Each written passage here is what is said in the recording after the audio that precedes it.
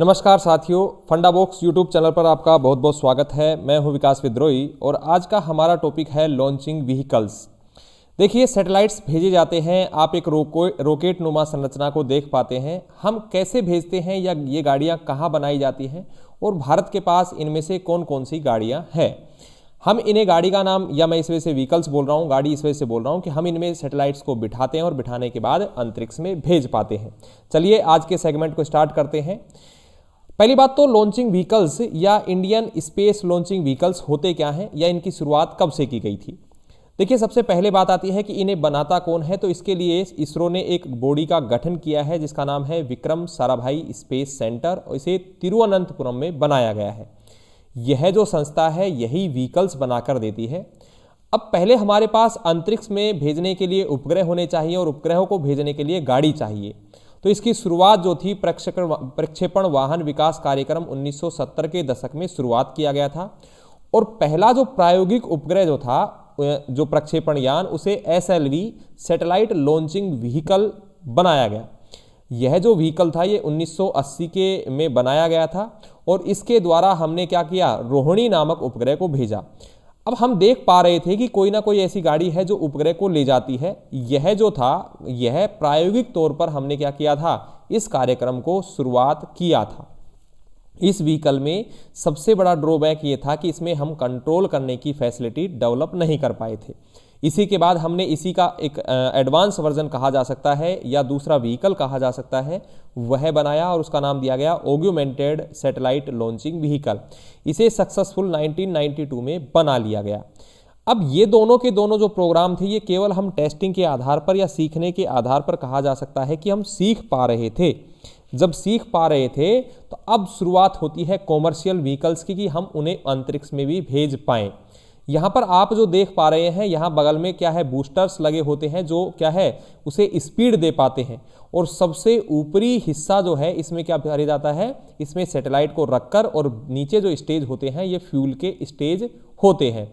अब हमारे पास जो गाड़ियाँ हैं वो कौन कौन सी है, तो देखना SLV है, सैटेलाइट लॉन्चिंग व्हीकल है, एडवांस सैटेलाइट लॉन्चिंग व्हीकल है। ये दोनों के दोनों गाड़ियाँ केवल प्रायोगिक तौर पर यूज में ली जाती थी।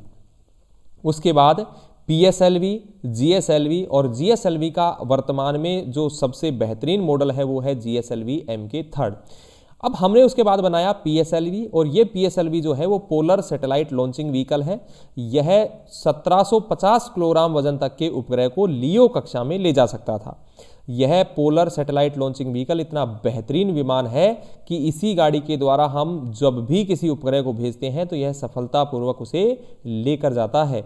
अभी तक यह फेलियर के मामले में जो है ना, सबसे ज़्यादा सक्सेस रेट इसी की है। इसी गाड़ी के द्वारा हम फॉरेन के जो सैटेलाइट्स हैं उन्हें भी हम भेज पाते हैं और इससे पैसा भी कमा रहे हैं।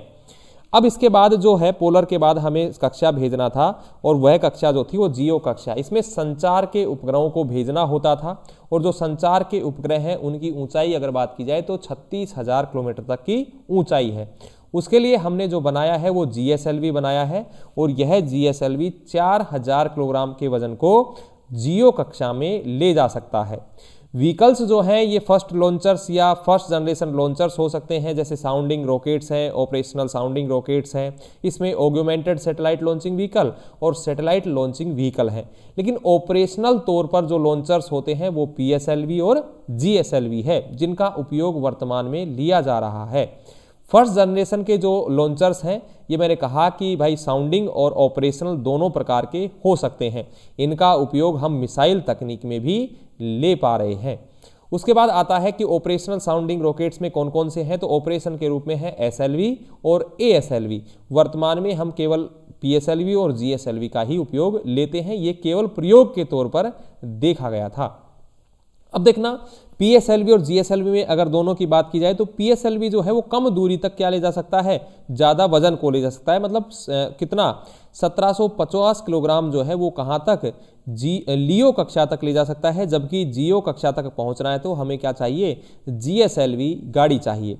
GSLV गाड़ी में हमने क्रायोजेनिक रॉकेट इंजन लगाया है, वो जो बहुत तेज गति के साथ क्या करता है, आसमान में पहुंचता है।